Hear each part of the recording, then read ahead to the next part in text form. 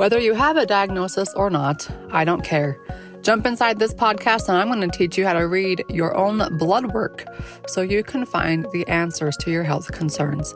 Yes, those normal labs that your doctor keeps saying, oh, they look great, we'll see you again in 6 months. They really have answers in them if you know how to read it correctly. So come join me along this journey, leave a review, and share with your friends. Let's dive in.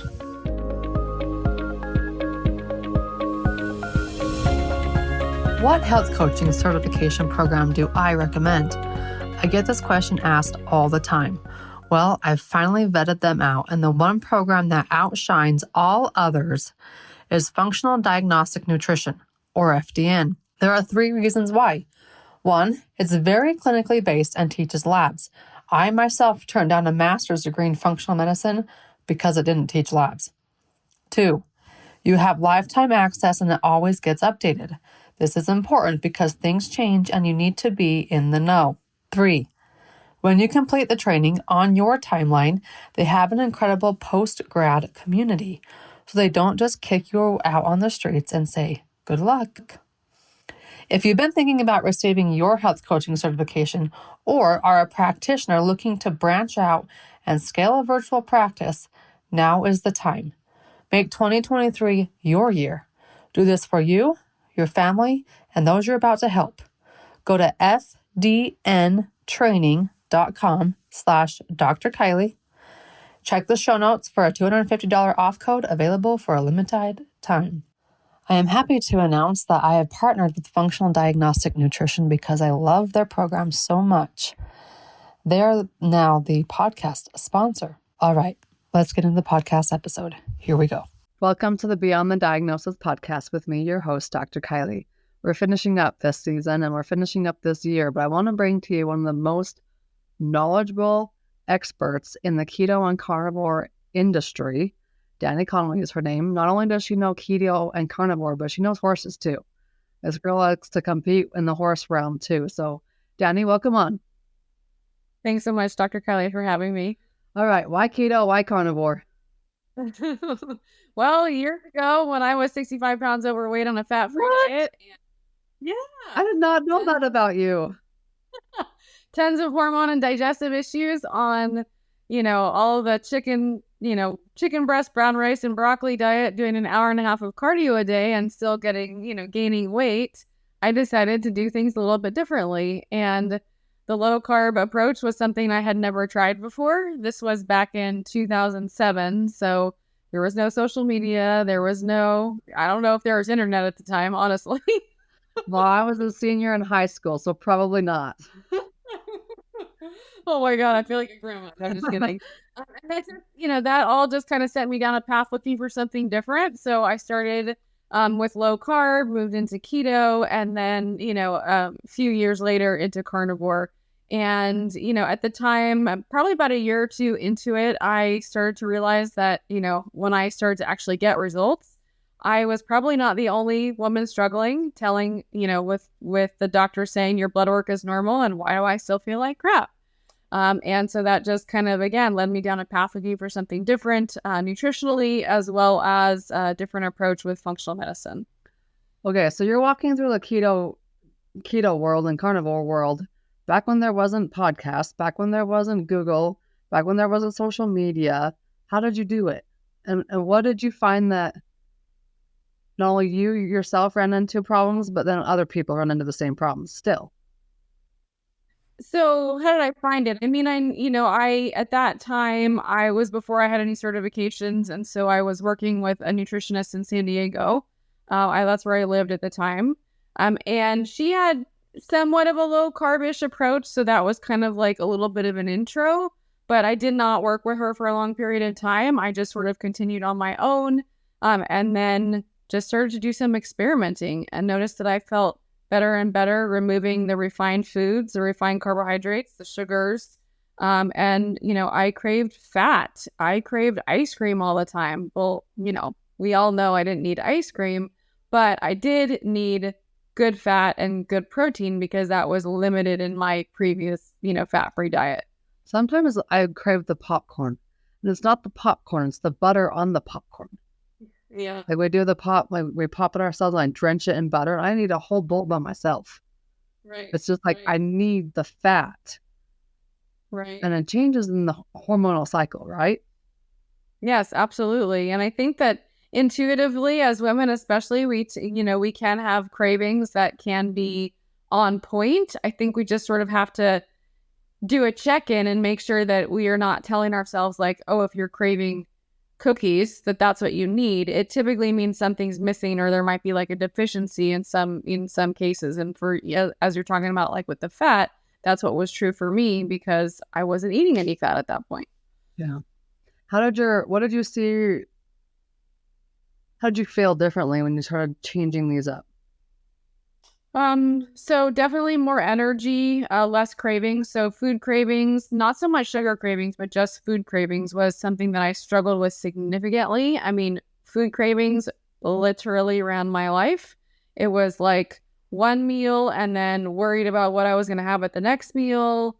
So lots of blood sugar instability. Well, I know that now, but I didn't know that then.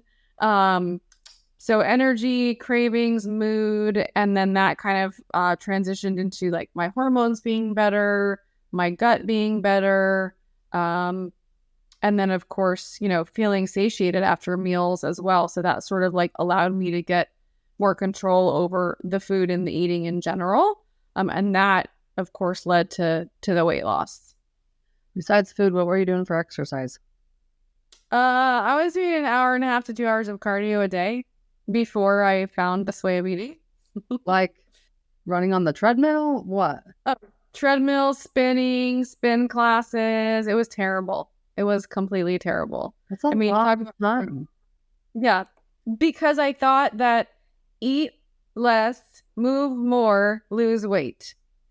Eat less, do more cardio, lose weight. Except for me, it was eat less, do more cardio, have more cravings, and gain weight. What's a better formula now? Eat fat, eat protein, do resistance training, change body composition, more muscle mass, less body fat. Okay, so first off, more meat, more fat. Help us out. How do we do that?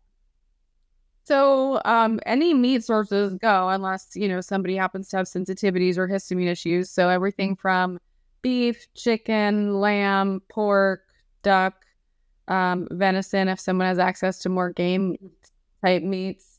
I'm married to a hunter. It's like all married to a hunter. Okay. As I was saying that, I thought I thought I remembered that. And then, fats or eggs, of course, dairy if it's tolerated. So just to clarify with dairy, I mean more like Greek yogurt, full fat Greek yogurt, full fat cottage cheese. Cheese in some cases. I'm a minimalist with dairy for sure, and that's what I recommend as well. And then as far as fats go, I mean butter, ghee, tallow, duck fat, lard, bacon, pork belly, bacon grease. Those are, kind of like main, most available sources. I don't even know half of those things that you just listed. It's fat versus. I'm like, okay, I got bacon down, bacon and bacon grease. Ghee, what the heck is that? So ghee is basically butter that the most of the lactose in the dairy is removed. Okay. So many people who don't tolerate dairy can tolerate ghee. There's a small percentage that don't. Buy it? Do you make it? What do you? You can do both. You can buy it. I buy it. You can make it, but I buy it. Yeah. Where do you get it from?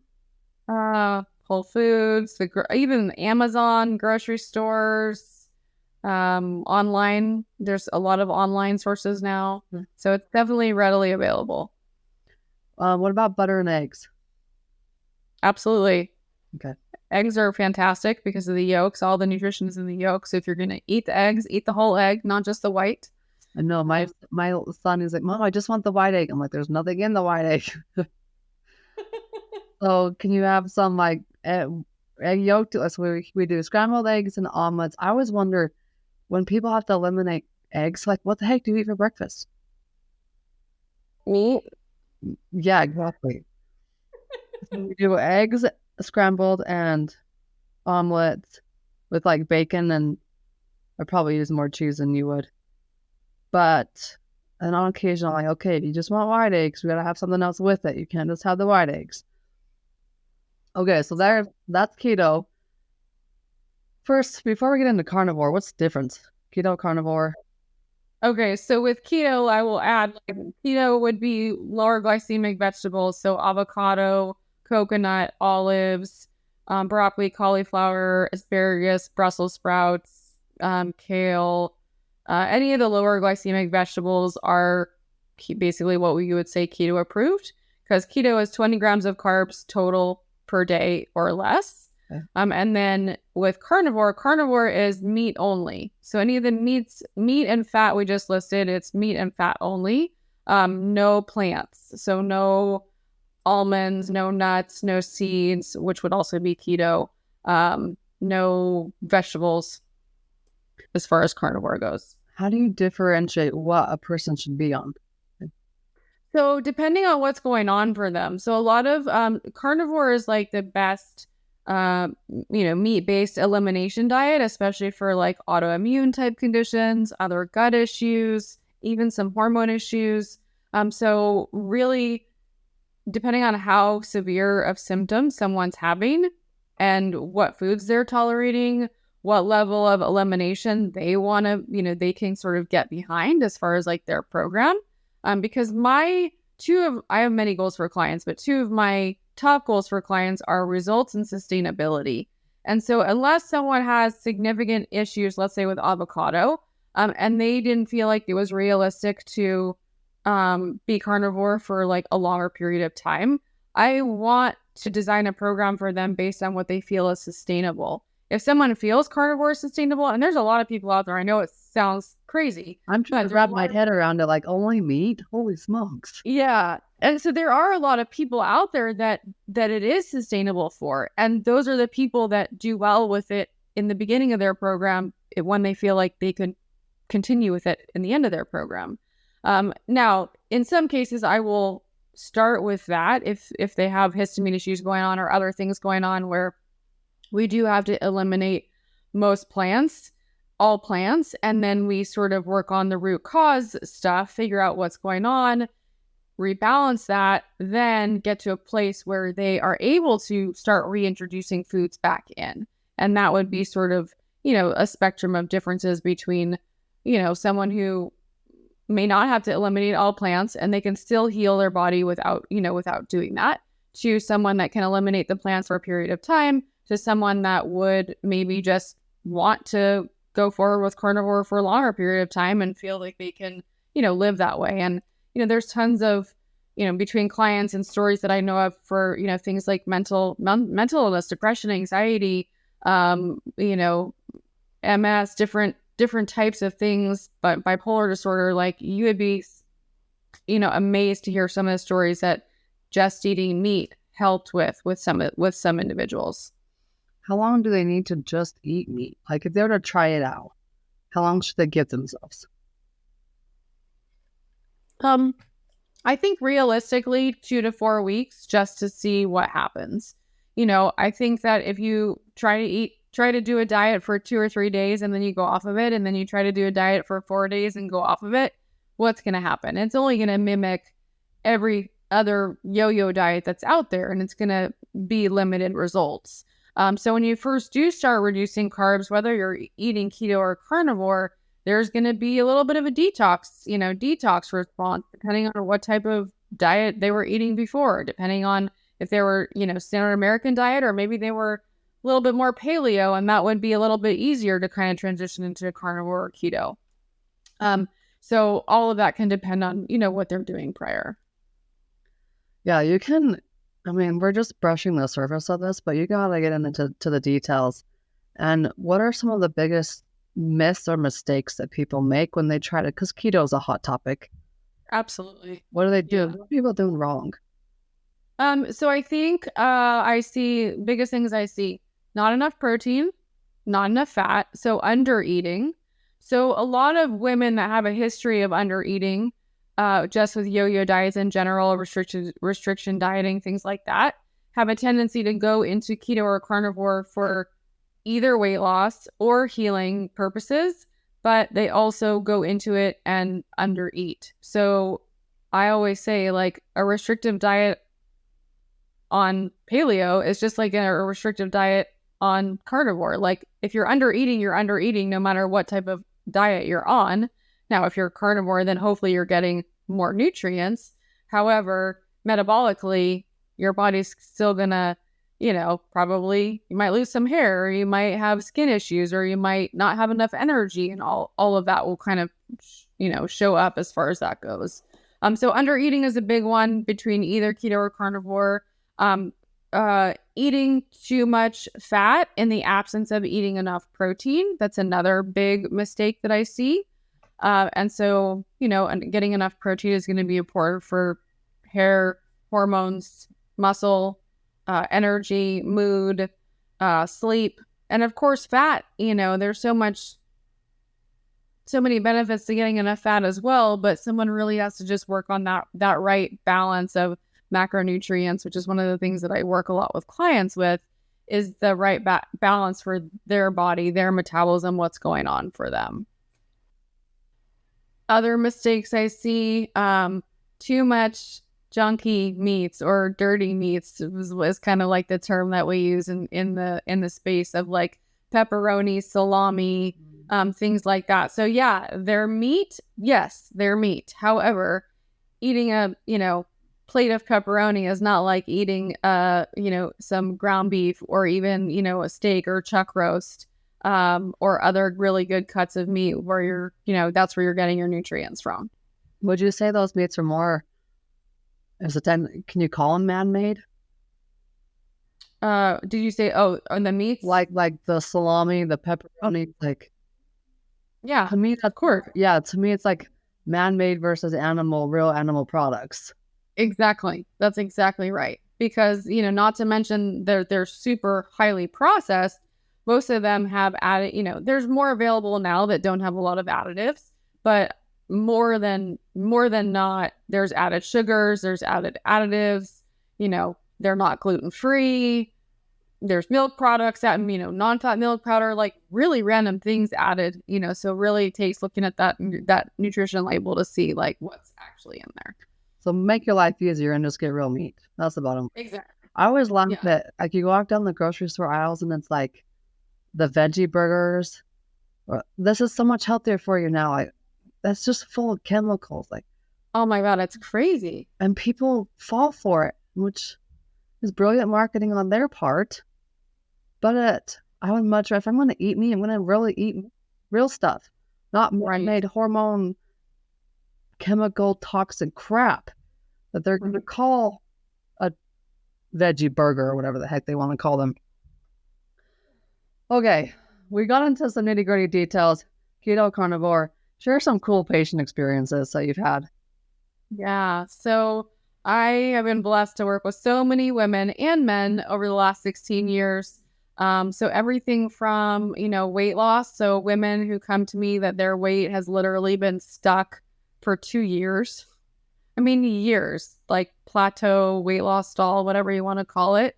And we just make some adjustments and, to their macros and the types of foods they're eating, or maybe their eating schedule, because, another big mistake is too much fasting too soon. So that's a huge one. My approach is always fueling before fasting. So making sure everything's right during the eating window before even remotely trying the fasting. And I know that's a big controversy because you hear so much about, just fast, that'll solve all your problems. And I do not believe that. I'm gonna do it. I know there's a practitioner that does a 30-day fast, and you know him too, I'm sure. And I'm like, how the heck are you doing that? My mistakes. I mean, intermittent fasting, I do some intermittent fasting, and I think in time for some people, like I said, but that type of extended fasting, that's not my jam. Are you like a 16-8? What are you kind of? Anywhere from 13 to 16, depending on my schedule. So in the 12 or 13 range, some don't really consider that intermittent fasting, but I definitely feel like that's long enough to at least give my digestion a break overnight. Yeah. And then, I do a lot of working with, fasting and macro adjustments and, resistance training adjustments based on women and their cycle and where they are in their cycle. So that's another big piece of the puzzle as well. So really just, there's no one size fits all in terms of any of that. Okay, keep going. One more patient story. Okay, yeah. So I was just saying weight loss, women who are really stuck, and then just low energy, low mood, hormones, women who lose their period because of whatever reason is going on prior to, we kind of get them on the right foods and get their cycle back. And then of course the digestion, really huge improvements in digestion, all the things that no one wants to talk about, but I know you do, bloating, gas, constipation, all the good stuff. What about when you said hormones? What do you ever get people with heavy, painful periods?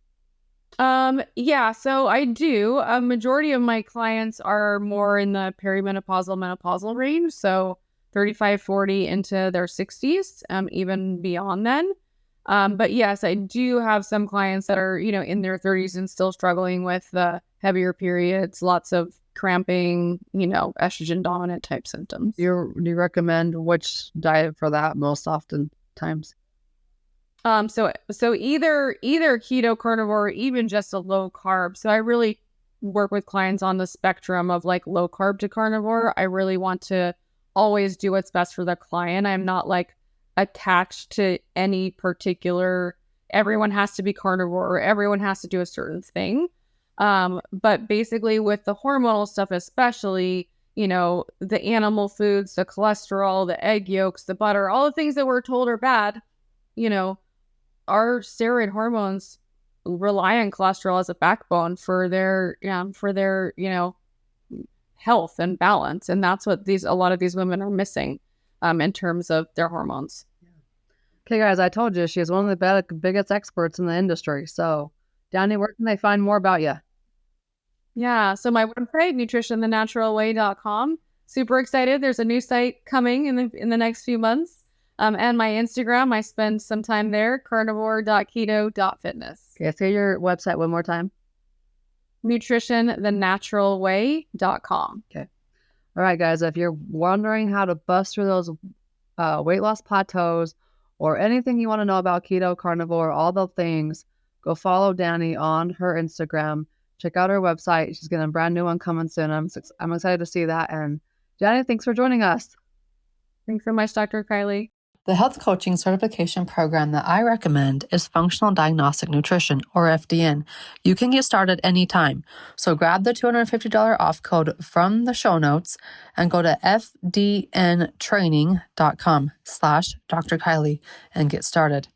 Don't wait any longer. Make 2023 your year. Do this for you, your family, and for those you're about to help. fdntraining.com/Dr. Kylie.